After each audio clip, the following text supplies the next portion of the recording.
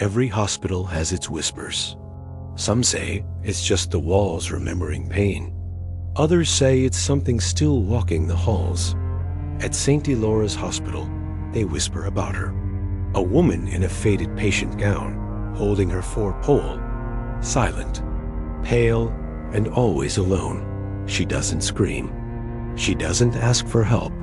She just appears in room 313, a room that, according to records, hasn't been used in 12 years. Watch this video until the very end, because if you ever stay overnight in a hospital and you hear soft footsteps outside your door, you'll want to know what she wants. To all who've liked and subscribed, may your health be protected, and may you never meet her eyes. Comment your city. Have you ever seen something strange during visiting hours?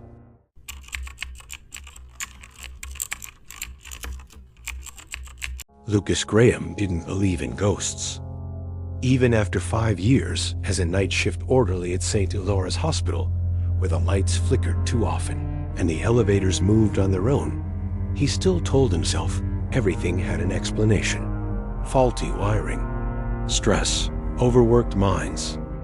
Until the week room 313 unlocked itself. The room had been sealed for over a decade after a patient died during a power outage. No one used it, no one cleaned it, and no one had keys. Yet there it was, open, clean, 4-pole neatly parked at the corner, sheets folded tight. The monitor blinked like it was waiting. And someone had signed in on the whiteboard. Patient checked in, 2:07 a.m. No name, no chart, just time. Lucas asked around. No one had seen anything, but the nurses got quiet when he mentioned 313. One of them, Maria, pulled him aside. You didn't see her? She whispered. Lucas frowned. See who? The woman, she said, tall, pale, gown down to her ankles, hair all black and tangled. Drags her floor like it's too heavy to carry. Doesn't talk, Lucas chuckled. Sounds like half the ward. Maria didn't laugh. She's not a patient, she said. She's never been. That night, Lucas checked the security cams. Room 313's hallway was quiet. No one entered, no one left. But around 2:07 a.m., the camera glitched. For 3 seconds, it turned black. When the footage resumed, the door to 313 was open again. Inside, the bed was occupied. He zoomed in. There was someone lying still beneath the sheet. A hand, thin and gray, peeked out from under the blanket. Then the screen glitched again.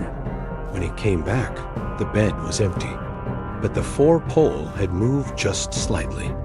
Lucas began to dream of her. He would wake up gasping, remembering soft footsteps, the squeak of plastic wheels, and a voice whispering from behind his ear. Do you have my chart? Each time, his heart pounded harder.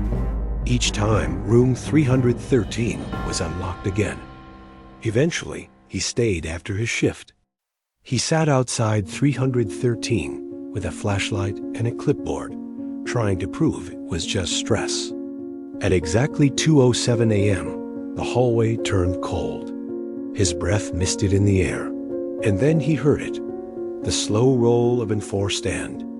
Lucas stood, shining the light down the corridor. No one was there, but the sound continued, closer, closer, then silence. He turned, and she was standing behind him. She wasn't bleeding. She wasn't rotten. She looked recent. Alive in form, but empty in presence.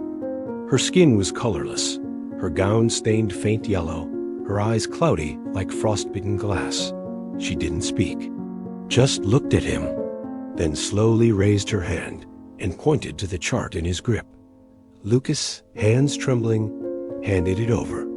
She took it, looked at it, and slowly tilted her head. Wrong room, she whispered, and vanished. Lucas dropped the clipboard and ran. He handed in his resignation the next day, but he couldn't stop thinking about her. So he dug into the records. The patient in 313, the one who died years ago during the blackout. Her name was Evelyn Marsh. No family, no visitors. Died alone while machines failed in the dark.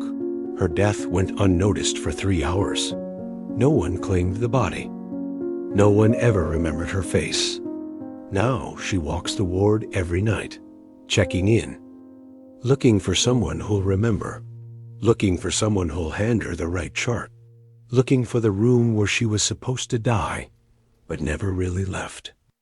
And every year on the anniversary of her death, room 313 unlocks again, clean, prepared, waiting. Some say it's her shift now, and she never clocks out. Thank you for watching. If you ever spend the night in a hospital and hear N4 dragging slowly past your door, don't open it. To everyone who liked and subscribed, may your stay always be brief and your name never appear on her clipboard. Comment your city. Have you ever stayed in a hospital room that felt wrong?